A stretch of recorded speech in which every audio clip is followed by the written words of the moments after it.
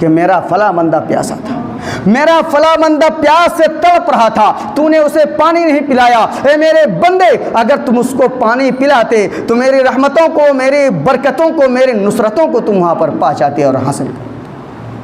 میرے بھائیوں، رسول پاک صلی اللہ علیہ وسلم کی اس حدیث میں جب آپ غور و فکر کریں گے، جب آپ اپنی عقل کو دوڑائیں گے تو آپ کو یہ پتہ چلے گا۔ آپ ان الحمدللہ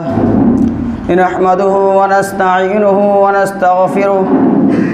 ونعوذ باللہ من شرور انفسنا ومن سیئات اعمالنا من يهده الله فلا مضل له ومن يضلل فلا هادي له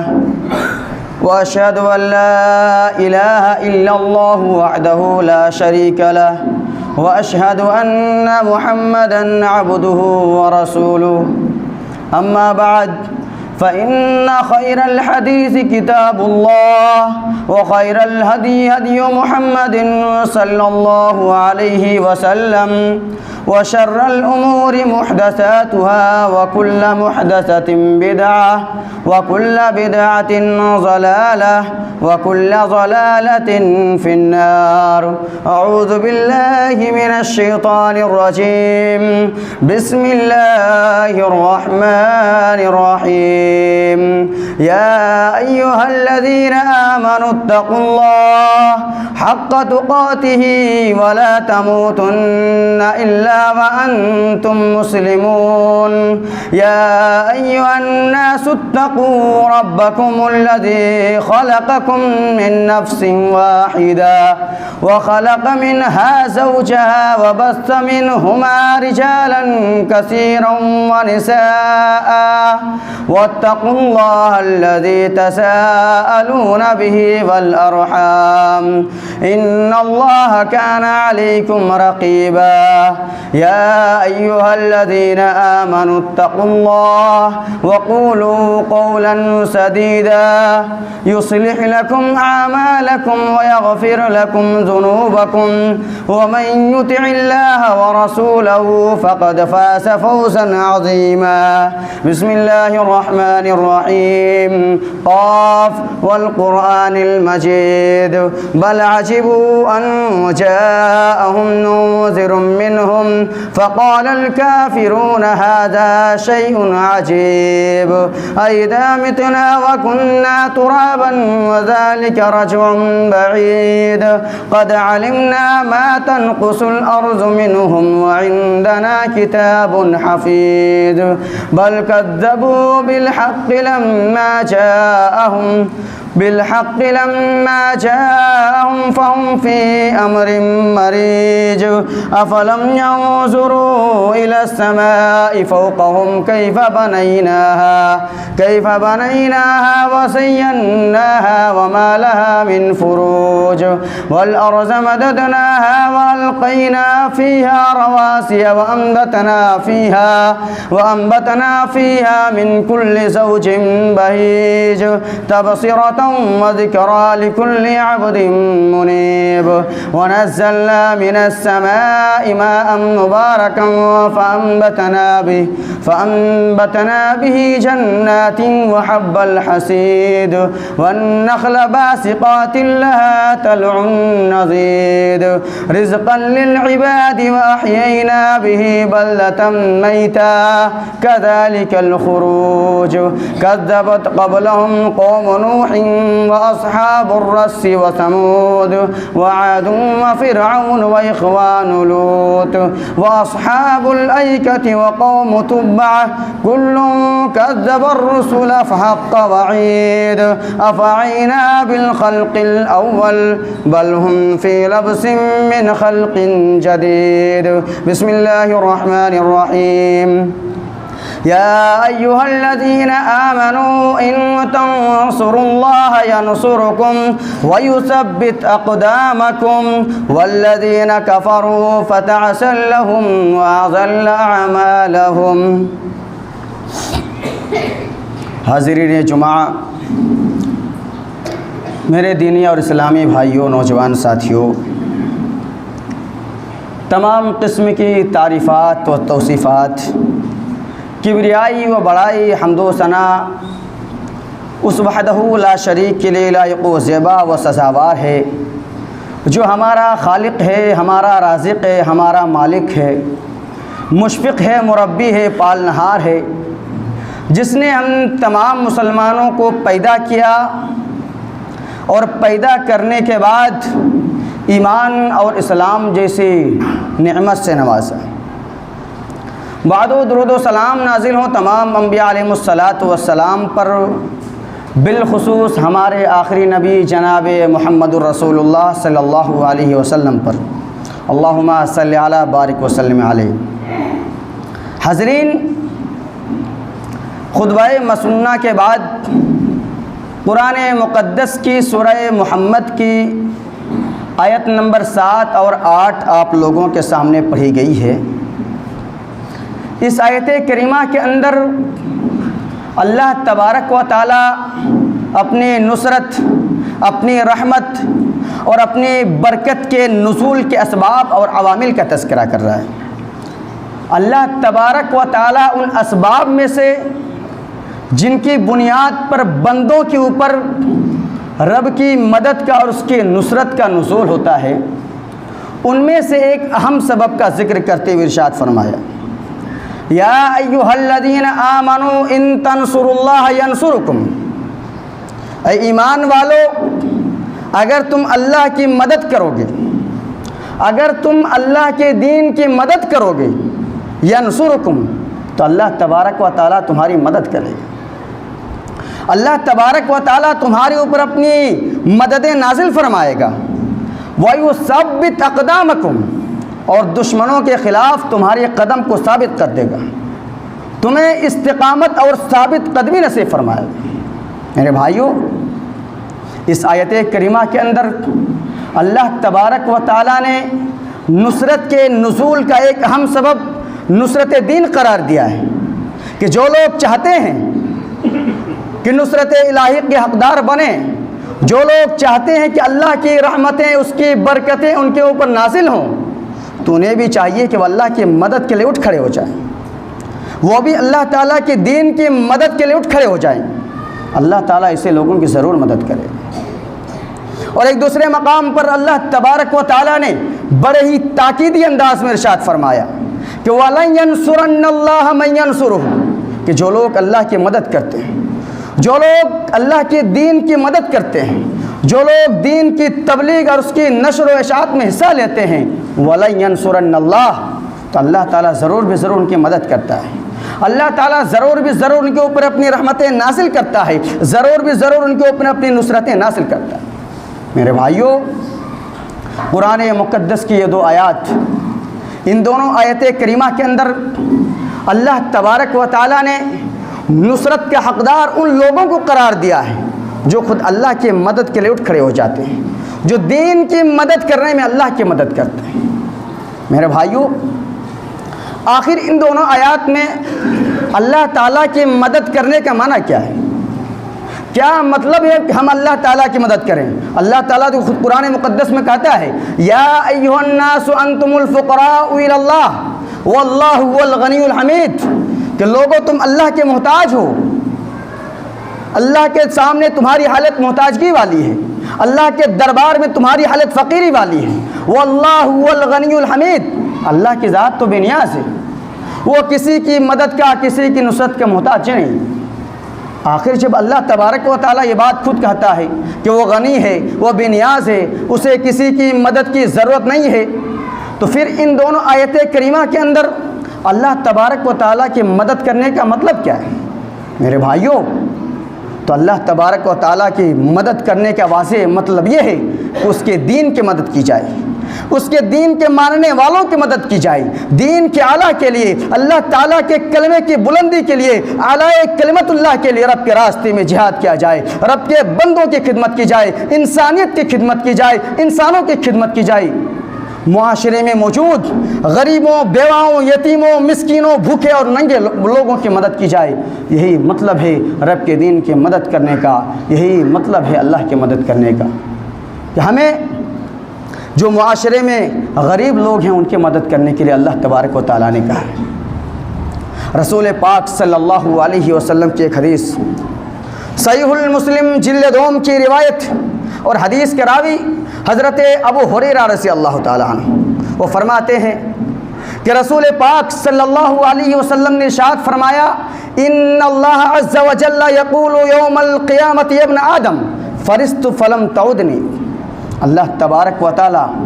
قیامت کے دن ایک بندے سے کہے گا، بندوں کا جب حساب و کتاب لے گا تو اللہ تعالیٰ ان سے کہے گا، اے ابن آدم،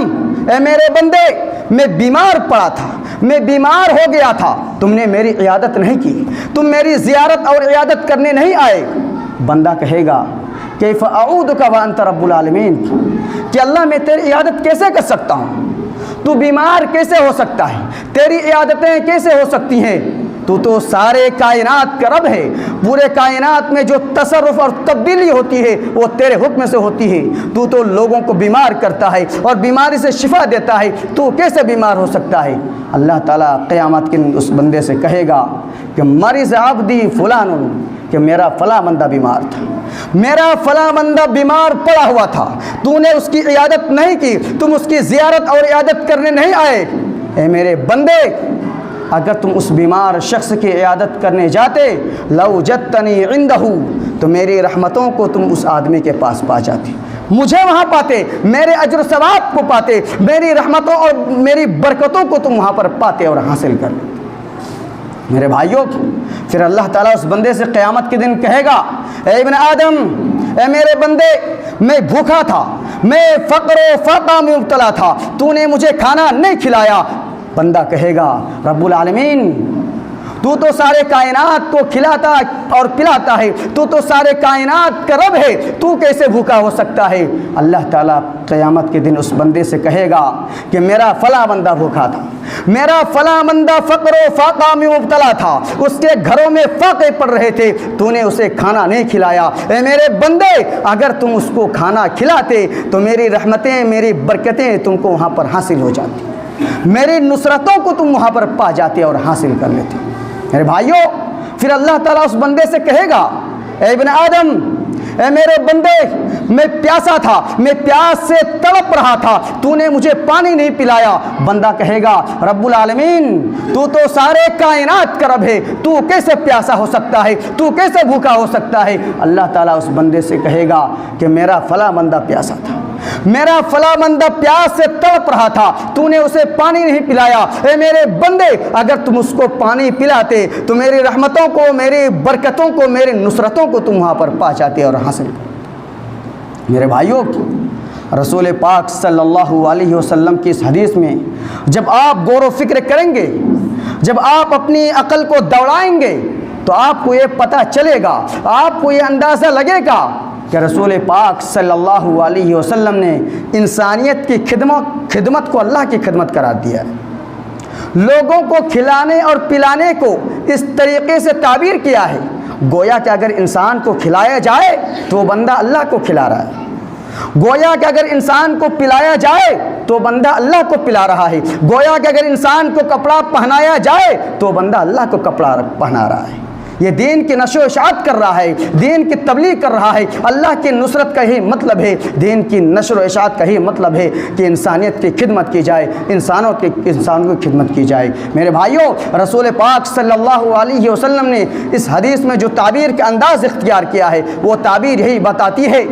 کہ ہم انسانیت کی خدمت کریں، کہ اگر انسانیت کی خدمت کی جائے، اگر انسانوں کی خدمت کی جائے، بھوک میں مبتلا لوگوں کی، پیاس میں مبتلا لوگوں کی، معاشرے میں موجود غریبوں کی، یتیموں کی، بیواؤں کی اگر خیر و عافیت پوچھی جائے تو گویا کہ یہ دین کی بہت بڑی نصرت و مدد ہے۔ ایک طرح سے یہ بندہ دین کی بہت مدد کر رہا ہے، دین کی نصرت کر رہا ہے۔ اور دین کی مدد کیوں نہ ہو،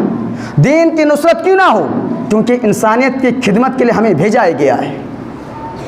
کنتم خیر امت اخرجت للناس، کہ لوگوں تم بہترین امت ہو، تم لوگوں کے لیے نکالے گئے ہو، تم صرف اپنے نفس کے لیے نہیں، تم صرف اپنے مسلم قوم کے لیے نہیں، تم اپنے معاشرے کے لیے نہیں۔ کنتم خیر امت اخرجت للناس، ہمیں پوری انسانیت کے لیے، ہمیں پوری کائنات کے لیے پیدا کیا گیا ہے۔ میرے بھائیوں، اگر ہم دین کی خدمت کریں گے، اگر ہم انسانیت کی خدمت کریں گے، اگر ہم انسانوں کی خدمت کریں گے تو یہ دین کی خدمت ہوگی، یہ اللہ کی خدمت ہوگی۔ اور جب دین کی خدمت ہوگی، جب اللہ کی خدمت ہوگی تو اللہ تعالیٰ قرآن مقدس میں کہتا ہے کہ ان تنصروا اللہ ینصرکم، کہ میرے بندو اگر تم اللہ کی مدد کرو گے،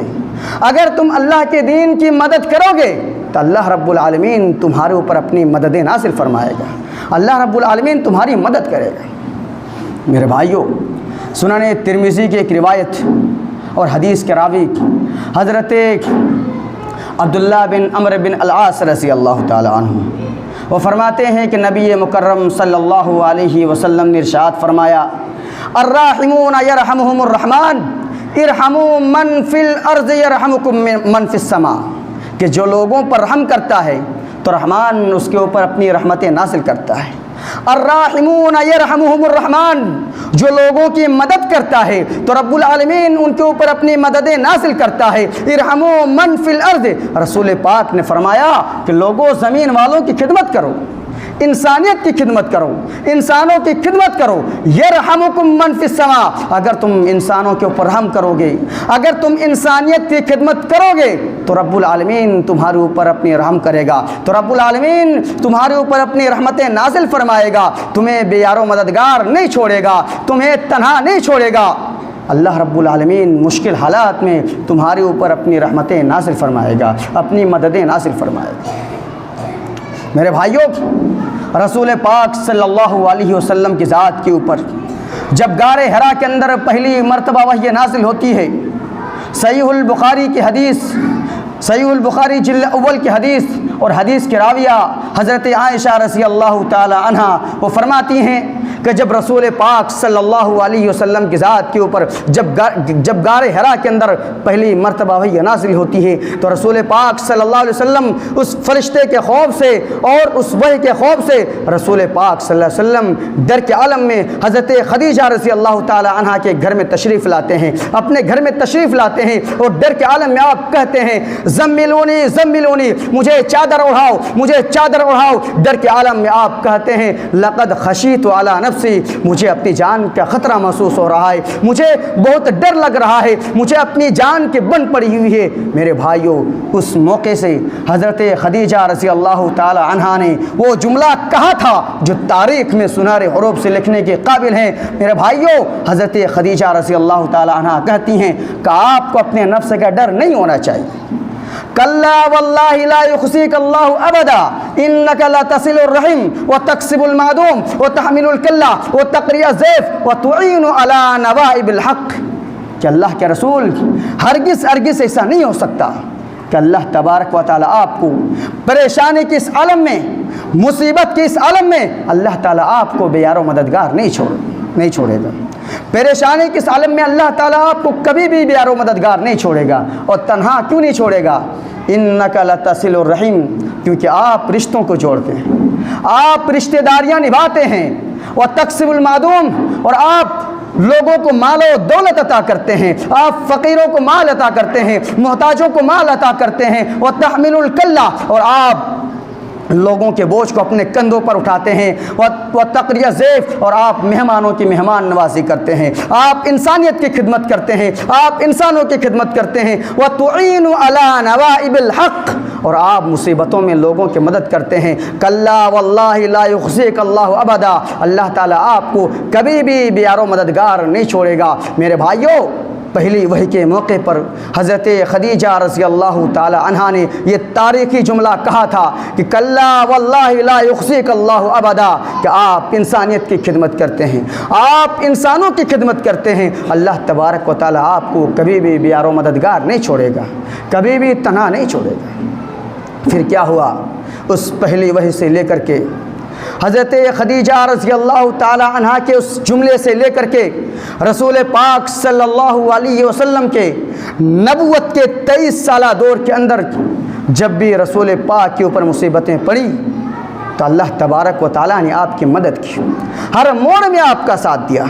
جنگ بدر کے اندر فرشتوں کو نازل کیا، جنگ احد کے اندر فرشتوں کو نازل کیا، غزوہ خندق کے موقع پر فرشتوں کو نازل کیا، جس کے بارے میں اللہ تبارک و تعالیٰ کہتا ہے وَبَلَغَتِ الْقُلُوبُ الْحَنَاجِرَ،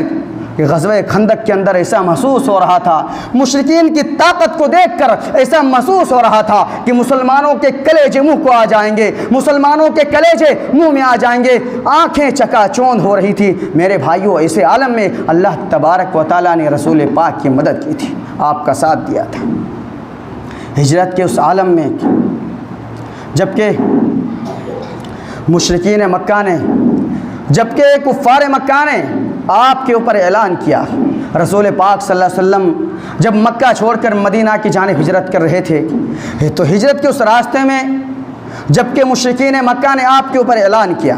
آپ کے بارے میں اعلان کیا کہ جو بھی رسول پاک صلی اللہ علیہ وسلم اور ان کے ساتھی حضرت ابو بکر کو زندہ یا مردہ پکڑ کر لائے گا تو اسے 100 سرخ اونٹوں کا انعام دیا جائے گا۔ میرے بھائیوں،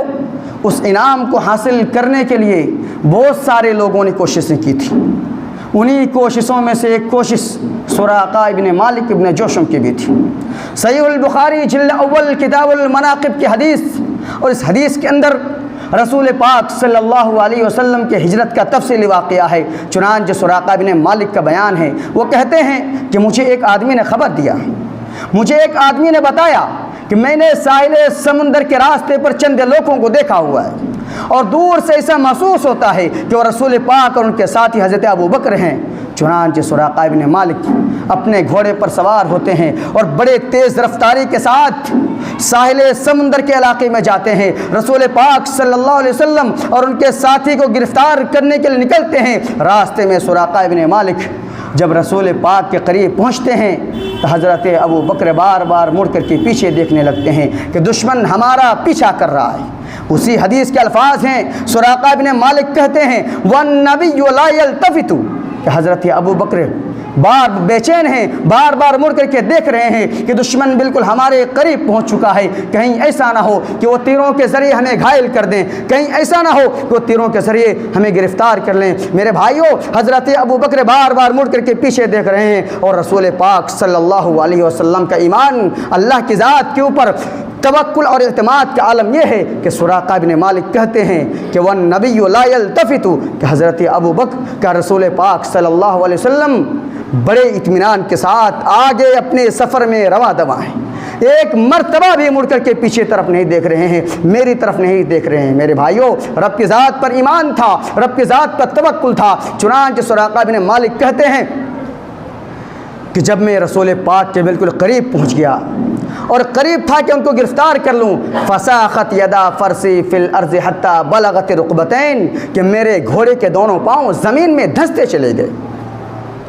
یہاں تک کہ میرے گھوڑے کے دونوں پاؤں گھٹنوں تک زمین میں دھنس گئے۔ میرے بھائیوں، وہ پتھریلی زمین جہاں دلدل کا اور مٹی کا نام و نشان نہیں ہے، سراقہ ابن مالک کا گھوڑا زمین میں دھنس جاتا ہے۔ فساخت یدا فرسی فی الارض حتی بلغت رکبتین، کہ میرے گھوڑے کے دونوں پاؤں زمین میں دھنستے چلے گئے، گھٹنوں تک دھنستے چلے گئے۔ پھر اس کے بعد میں نے اپنے گھوڑے کو زمین سے نکالا، پھر چاہا کہ سوار ہو کر آگے جاؤں، لیکن میرا گھوڑا لڑکھڑا کر کے زمین پر گر جاتا ہے۔ تو میرے بھائیوں، اسی طریقے سے اللہ تبارک و تعالیٰ اپنے بندوں کی مدد کرتا ہے۔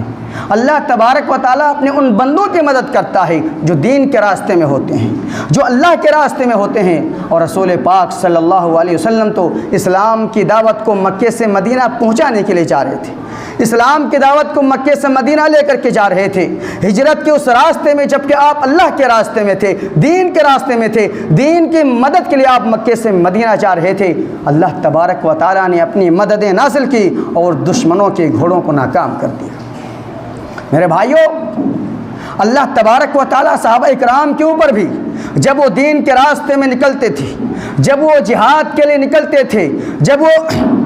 اپنے سفروں کے لیے نکلتے تھے، تو اللہ تبارک و تعالیٰ صحابہ اکرام کے اوپر بھی اپنی نصرتیں نازل کرتا تھا۔ صحیح البخاری جلد دوم کتاب المغازی کی حدیث، اور اس حدیث کے راوی حضرت جابر بن عبداللہ رضی اللہ تعالی عنہ ہیں۔ حضرت جابر بن عبداللہ رضی اللہ تعالی عنہ غزوہ سیف البحر کا واقعہ بیان کرتے ہیں۔ وہ کہتے ہیں